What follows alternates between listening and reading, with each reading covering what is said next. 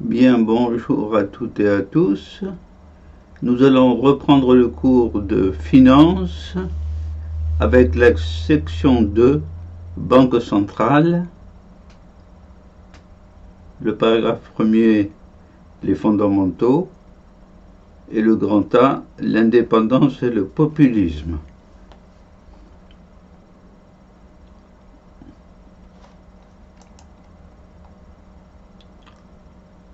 Donc voilà le plan de ce que nous allons voir. L'indépendance et le populisme, les missions des banques centrales, êtes-vous pour ou contre les banques centrales, et une stabilité artificielle. Maintenant, quelques mots, quelques expressions qui sont extraits de la lecture de tous les documents qui ont servi à élaborer ce plan. Principe de la Fed. Sans taux relevés pendant les périodes de vache grasse, on ne peut les baisser en cas de crise. Grand principe. Donc les périodes de vache grasse, ce sont les périodes propices à la rentabilité. Il n'y a pas besoin d'emprunter de l'argent, donc on peut pratiquer des taux relevés. Et même à ce taux-là, en période de vache grasse, il y a des sociétés qui empruntent. Et c'est ce qui permet de faire des bénéfices, notamment pour la Fed. Et on ne peut les baisser en cas de crise, évidemment. Quand on baisse en cas de crise les taux, il va y avoir des personnes qui vont emprunter beaucoup, et donc il vaut mieux avoir fait des provisions pendant la période faste. Principe de la Fed. Ensuite, deuxième, Mario Draghi, ancien président de la Banque centrale européenne. Les marchés qui aiment bien qu'on leur raconte de belles histoires ont arrêté la spéculation. Là, c'est une critique féroce. Les marchés qui aiment bien qu'on leur raconte de belles histoires ont enfin arrêté la spéculation. Voilà. Oui, c'est à retenir et à vérifier, mais Mario Draghi a certainement raison. Principe de la Fed à nouveau. Il y a un niveau normal de l'inflation à 2%, paraît-il. Cela induirait moins de chômage. Car à côté de la politique monétaire, bien sûr, il y a le chômage. Donc inflation à 2%, moins de chômage. Bon. Les fondamentaux. Indépendance et populisme. Généralité tout d'abord. Petit A, la planche à billets. Il est tentant d'imprimer de nouveaux billets pour financer des dépenses publiques. Oui, bien sûr. C'est qu'une machine à imprimer. En 1920, Weimar a fait marcher la planche à billets pour rembourser la dette de guerre. Voilà un moyen commode.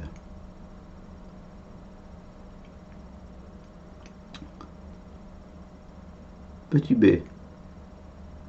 La monnaie s'écarte de la productivité, les prix flambent.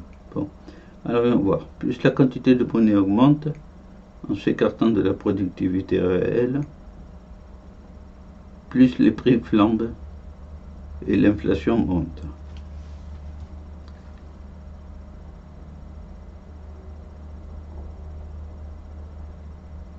Oui. Oui. Il faut quand même qu'il y ait une certaine relation entre la quantité de monnaie et la productivité. Si évidemment il n'y a plus de corrélation, les prix flambent. Il n'y a qu'à voir les photographies. Et l'inflation l'emporte. Application. Italie, les populistes n'apprécient pas les banques centrales. En Italie, j'estime que la BCE est moins efficace que la banque italienne.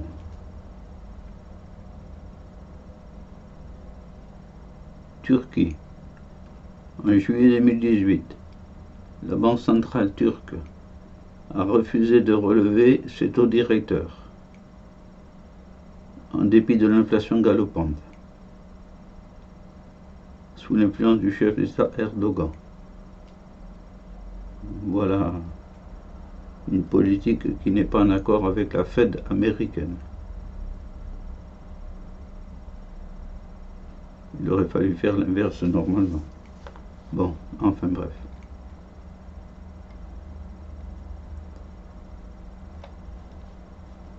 Voilà des applications divergentes. Mission des banques centrales maintenant. Stabilité financière. Les banques centrales ont pour but de veiller à la stabilité des prix et la consommation. Ça, c'est fondamental. En contenant l'inflation autour de 2%. Oui, et un taux de chômage raisonnable. Les banques centrales ont pour but de veiller à la stabilité des actifs financiers des entreprises. Oui, les actifs financiers des entreprises. C'est fondamental. Qu'ils soient stables, qu'ils ne soient pas fictifs. On l'a vu en 2007-2008.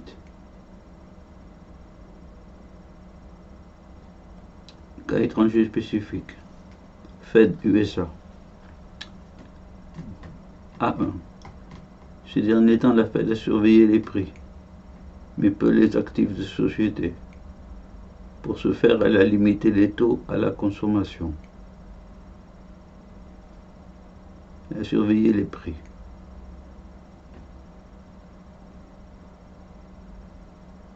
A2. Du coup, les actions immobilières sont surévaluées, en déconnexion avec la réalité. Bon, c'est ce qu'on observe.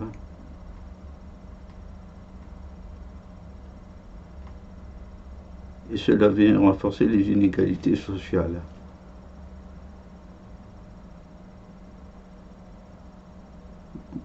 Voilà donc une évolution de la société,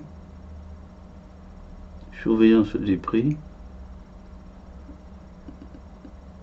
surévaluation des actions et de l'immobilier, donc ça coûte de plus en plus cher de se loger et ça vient renforcer les inégalités. Cas de la Chine, de l'Inde, 3 points de suspension. Certaines banques sociales, certaines banques centrales ont d'autres buts. Les banques centrales augmentent chaque année leurs réserves de change, particulièrement en Chine et en Inde, dans les pays de l'OPEP, Organisation des productions de pétrole.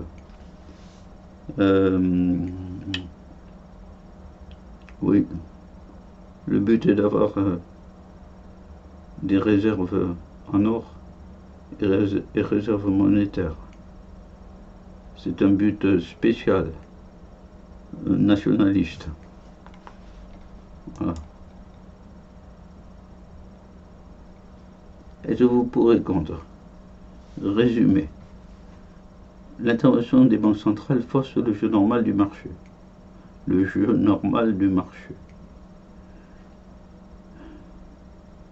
Le marché pourrait marcher tout seul. Donc, les moyens magiques. Petit a. Les banques centrales ont une baguette magique. Baisser les taux, ce qui crée un climat de sécurité.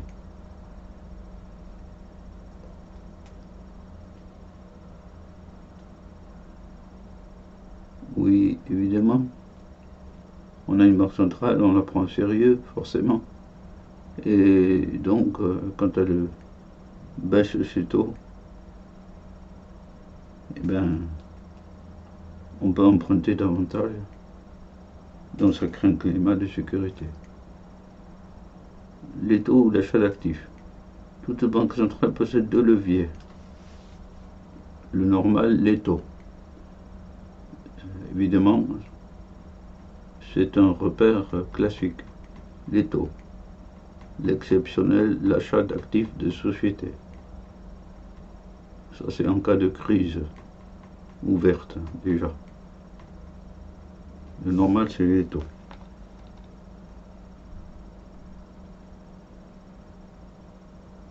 Stabilité artificielle. France, l'effet d'une élection. Les cours bondissent en 2016. Les cours de bourse. C'est vrai qu'il y a une grande partie de psychologie humaine dans la finance. Ensuite, puis il y a eu une dégringolade avec un remontée au même niveau du fait des actions des pays émergents et de l'or. Car l'or, c'est spécial, hein, ça monte presque tout le temps. Et des obligations d'État qui continuent à rapporter. Pas autant que des actions de société, bien sûr, mais bon, c'est sûr. Donc dégringolade remontée hors obligations pays émergents. Oui. Voilà l'effet d'une élection temporaire.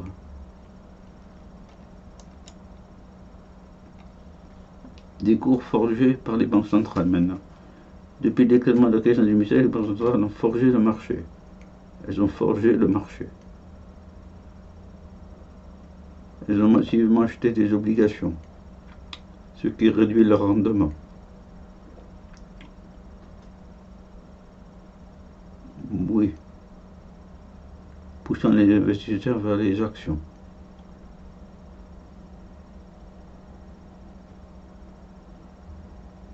Et la Fed a acheté aussi beaucoup d'actifs depuis l'éclatement de la crise en 2007.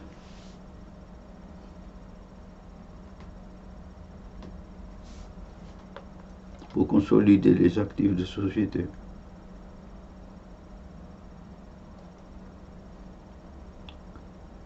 Voilà quelques fondamentaux. Passons maintenant à la Banque centrale européenne. On va voir ces rubriques-là. Elle relève le taux du cours de l'argent, l'union bancaire, la crise et l'indépendance. On va voir ça.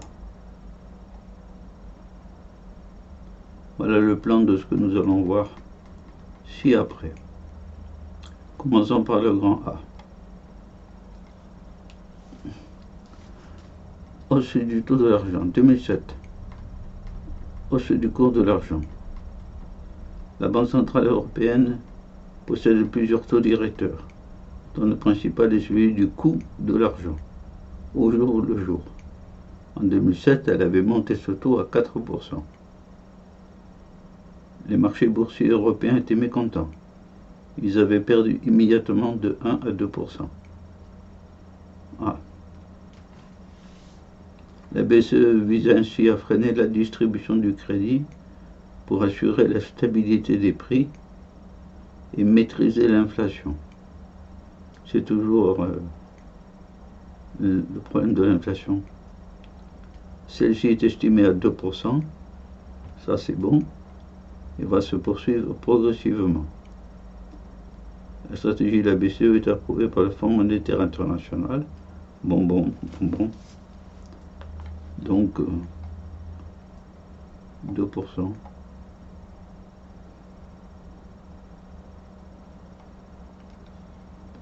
Deuxièmement, la parité des monnaies. L'euro vaut ainsi plus cher par rapport au dollar. Il est moins compétitif par rapport au dollar sur les marchés où les paiements se font en dollars. Bon, voilà. La règle du jeu, c'est le dollar. Voilà.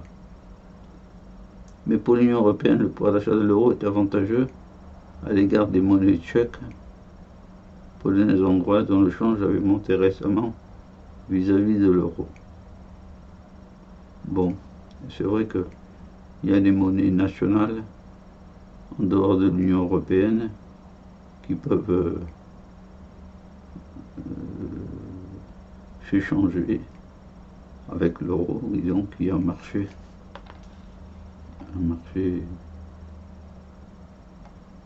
qui est évalué là, avantageux. Bon, BCE, Union bancaire maintenant. La BCE se trouve à Francfort. Désormais, elle a deux missions. En 2014, donc traditionnelle, monétaire.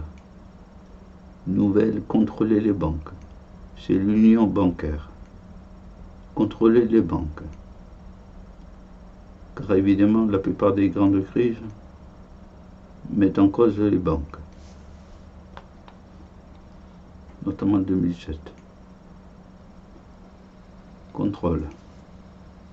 Il y a près de 4000 petites banques européennes. 4000 petites banques. La BCE a recruté 1 millier de personnes, constituées en équipe, pour contrôler chaque banque cible. 120 banques. 1 millier de personnes. C'est beaucoup, hein? Ils mettent le paquet. Pour éviter la concussion, les responsables de chaque équipe sont de nationalités différentes. Le contrôle du Crédit Agricole sera ainsi un Allemand. Eh bien, c'est honnête. A priori, c'est bien. Les contrôles récents montrent que le système bancaire français est sérieux. Il y a quelques soucis du côté de l'Allemagne et de l'Italie. Bon. Bon.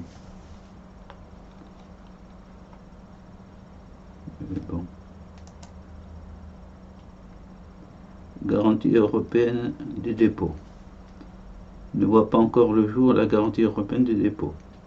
Les dépôts de particuliers sont actuellement garantis jusqu'à 100 000 euros, c'est tout.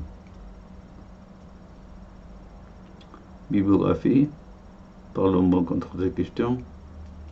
Si vous vous intéressez, si vous voulez approfondir sur les banques, voilà.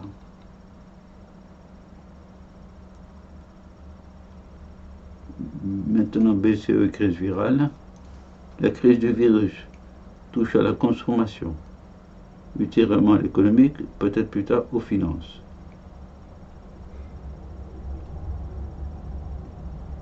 La crise actuelle n'est pas comme celle de 2008 qui est financière. La crise actuelle, c'est celle qui a à partir du Covid. Voilà.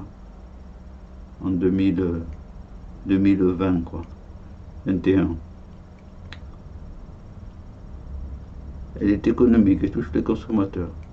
C'est une crise de la demande. Oui.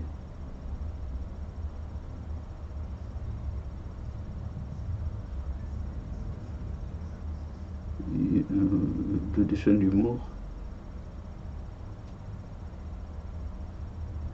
Ils ont du mal à se comprendre.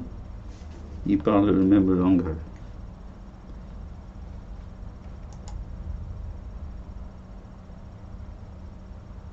BCE. Christine Lagarde, la présidente de la BCE, ancienne présidente de la BCE, en appel à la responsabilité des États. Maintenant, c'est les présidente de la FMI. La réponse doit être budgétaire et non monétaire. Ah, donc les États. La BCE va quand même acheter des obligations de société. 120 milliards. C'est beaucoup. Va acheter des obligations de société. Mais elle est partisane de l'action des États et non de la BCE. La BCE indépendante, elle est indépendante des pouvoirs politiques. Mais l'est-elle des marchés financiers? Et c'est une autre question. Les mouvements de capitaux sont une partie de la loi. C'est-à-dire, la BCE ne peut pas être totalement indépendante.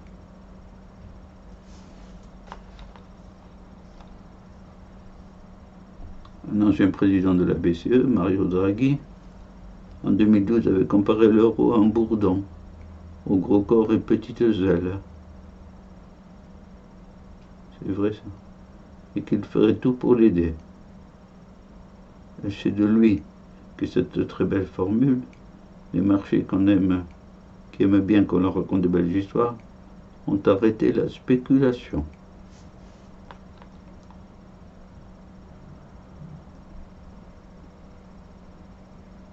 Voilà, nous en avons fini avec la fête et nous verrons après quelques problèmes de taux. Ceci au sujet des banques centrales. Voilà. Eh bien, ceci étant dit, tout ceci étant vu, nous poursuivrons la prochaine fois notre avancée dans le cours de finance. Voilà. Au revoir à toutes et à tous.